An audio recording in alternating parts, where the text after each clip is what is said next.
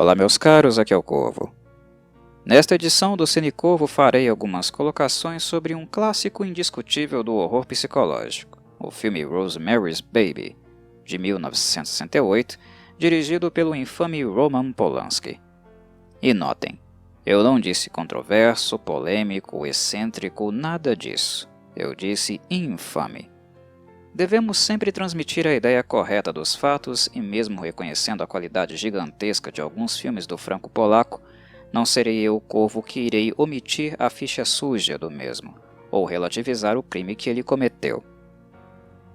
Para aqueles que não conhecem muito a história de Roman Polanski, o que eu posso afirmar a vocês é que sua biografia é repleta de fatos lamentáveis, acontecimentos bárbaros onde ora ele foi a vítima, ora ele foi o algoz. No crime o qual ele é culpado, ele foi realmente o algoz, provado com evidências. Primeiramente, para falar um pouco da história do diretor, eu tenho que me remeter à Segunda Guerra Mundial e ao Holocausto, visto que a família de Polanski foi vítima da perseguição do Terceiro Reich. Nascido na França, eles retornaram à Polônia em 1937 e, como se sabe, a Segunda Guerra não tardaria mais de 2 anos para estourar. Polanski foi testemunha do gueto de Cracóvia e assistiu seu pai ser levado para lá. Já sua mãe foi deportada para Auschwitz e imediatamente assassinada pelos nazistas no campo de concentração, junto de vários outros judeus poloneses. Não foi por acaso que Polanski produziu e dirigiu o formidável The Pianist, O Pianista, filme de 2002. Ele é alguém que tinha muita autoridade para trabalhar com um filme biográfico que remontasse ao Holocausto. Como diretor, filmes como The Pianist e Rosemary's Baby demonstram como ele era hábil com a sétima arte. São verdadeiras masterpieces, e a análise do ponto de vista técnico deve estar atenta neste sentido. Reconhecer o valor desses filmes não é, de forma alguma, ser conivente com os crimes de Polanski. Mas a história macabra dele não parou na Segunda Guerra. Depois da fama que ele adquiriu com Rosemary's Baby, Polanski passou a ser lembrado por ter sido vítima de um assassino em série chamado Charles Manson. Manson possuía uma seita de seguidores cuja ideologia, ensinada pelo próprio, era racista, xenófoba e higienista. Fã de Beatles, Manson deturpou o sentido de várias músicas da banda inglesa, principalmente da faixa Helter Skelter, e convenceu várias pessoas a tomar parte na limpeza étnica que ele queria realizar, tinha intenção de fazer. Sendo assim, sua seita foi responsável por alguns assassinatos em seu nome, e uma das vítimas foi a esposa de Polanski, a atriz Sharon Tate, que, quando morta, estava grávida de 8 meses e meio. Ela e o filho de Polanski, em seu ventre, foram brutalmente assassinados. Nesta época, os rumores do comportamento devasso e inadequado de Polanski já eram de conhecimento público, e a própria Sharon Tate sabia das infidelidades do marido. Mas a morte dela e do filho, mesmo para um crápula como Polanski, não é necessariamente algo que se digere com facilidade. E ainda por cima, é um episódio ainda mais bárbaro se levarmos em consideração que Sharon foi assassinada em 1969, um ano depois de Polanski ter filmado Rosemary's Baby, que é um horror psicológico totalmente voltado para a temática da maternidade, do processo de gestação, da alienação e violência simbólica sofrida por uma gestante. Isso lhes dá a dimensão do tamanho do abismo que estou abordando aqui, do quão trágico e perturbador tudo foi. Mas bem, há quem acreditaria que o fato da família ter sido perseguida e morta por nazistas, e no futuro a própria esposa e filho terem sido assassinados novamente por intolerância racial, fariam de Polanski alguém melhor, mais esclarecido e ético, certo? Errado. E, já que cabe o conselho, eu, Corvo, digo algo a vocês bastante sério. Digo para terem bastante cuidado com a idolatria de celebridades no cinema, na literatura e na música. Não necessariamente as obras reproduzem o caráter, a moral e a identidade de seus idealizadores. E há vários exemplos disso nos mais variados períodos históricos. Um recente, e que eu poderia citar aqui, é o da escritora J.K. Rowling e dos posicionamentos homofóbicos que ela tem com frequência nas suas redes sociais, graves o suficiente para atores e atrizes do elenco da franquia Harry Potter terem que pedir desculpas e desassociarem a imagem deles das posições da escritora. A mesma escritora que criou Grifinória, criou Sonserina. E se Grifinória vence, os livros vendem. Se Sonserina vencesse, não venderia tanto. Simples assim, meus caros. Então, bastante cuidado ao defenderem cegamente os seus ídolos. Não coloquem a mão no fogo por ninguém. Retornando a Polanski, o episódio derradeiro para o rompimento de qualquer credibilidade que ele poderia ter, como pessoa, foi a acusação de estupro de vulnerável em 1977. Ele assaltou uma jovem modelo de apenas 13 anos de idade. Foi acusado, julgado e condenado. Inclusive, foi por este motivo que ele fugiu dos Estados Unidos e não sai da França desde então. Ele é considerado foragido em território internacional e pode ser preso pela Interpol caso tente retornar aos Estados Unidos ou ir para qualquer país.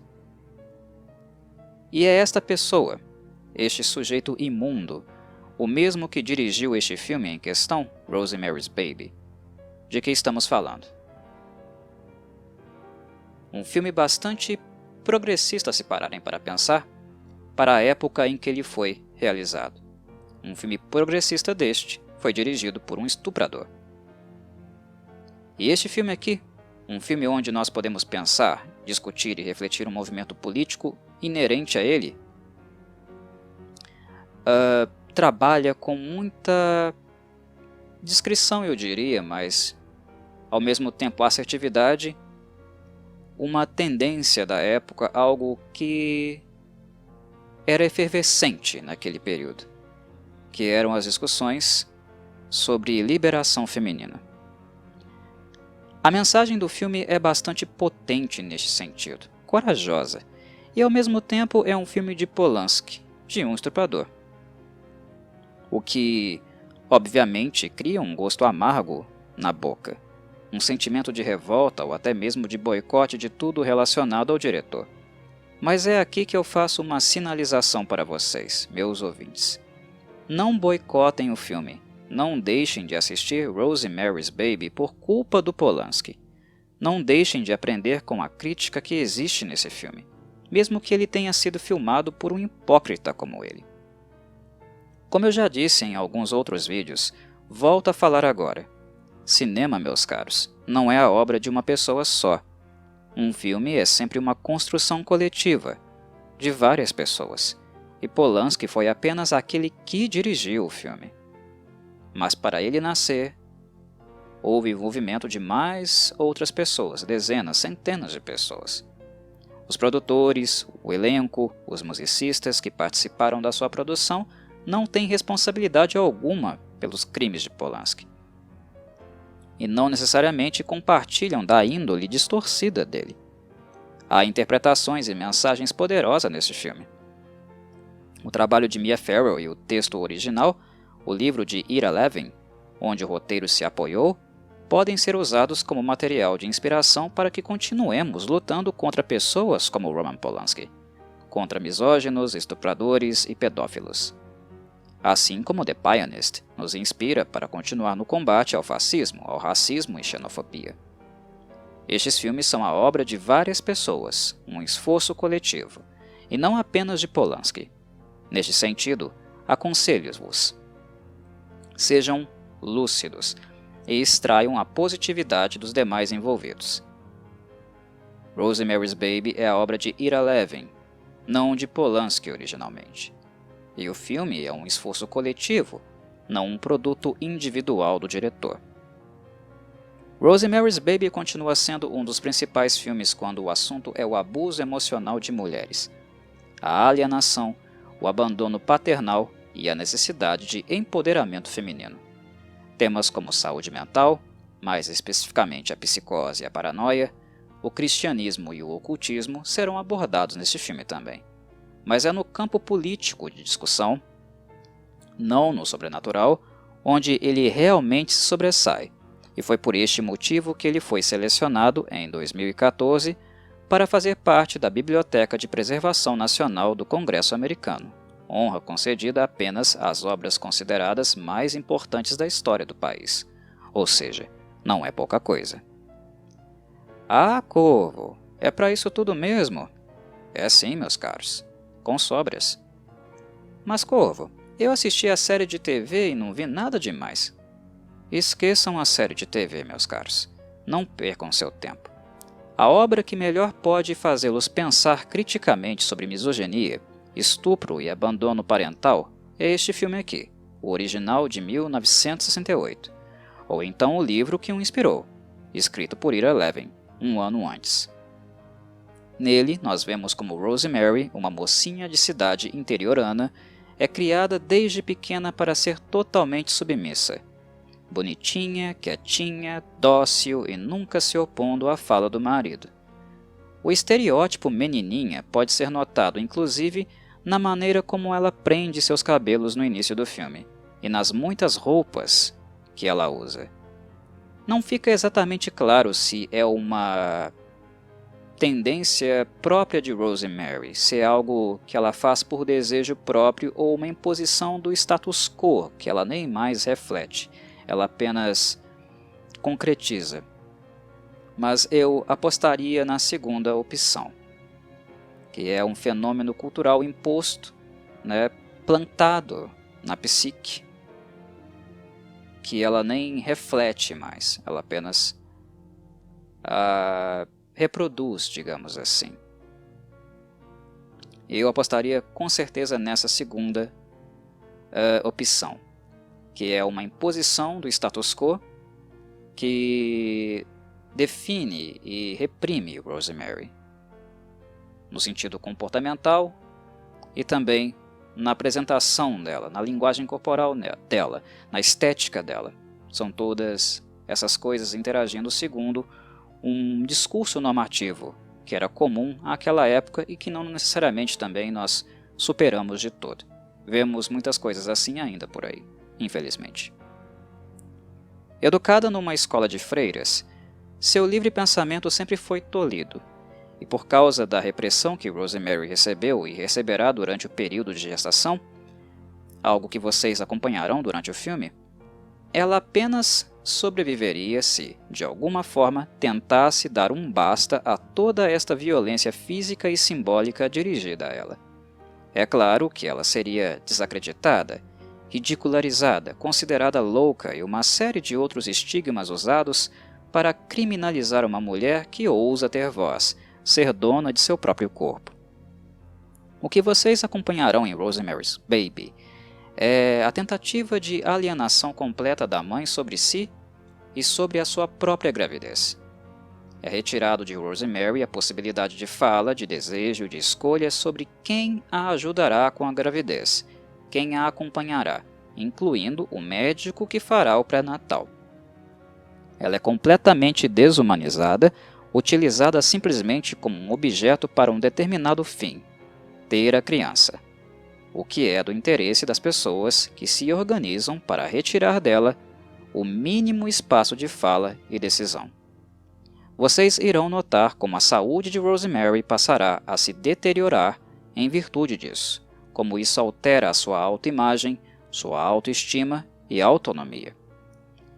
E como sua psique sofre os efeitos disso também. Rosemary, sempre contida e amorosa, se torna verborrágica, a falar a todo tempo simplesmente por desespero, pela necessidade de ouvir a própria voz, ter a mínima autoria sobre alguma coisa.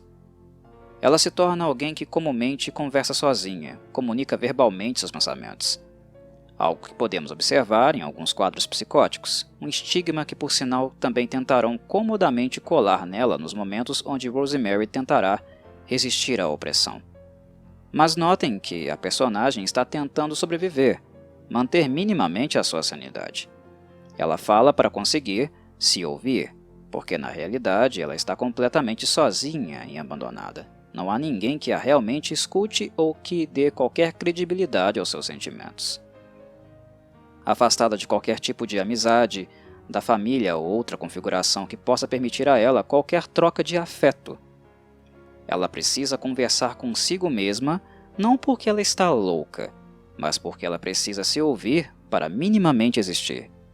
O que acompanhamos é a tentativa de nulificação de uma pessoa enquanto mulher, enquanto mãe e dona dos desígnios, das escolhas que ela deve ter, tem direito de ter em relação à sua gravidez. Tudo isso foi retirado dela.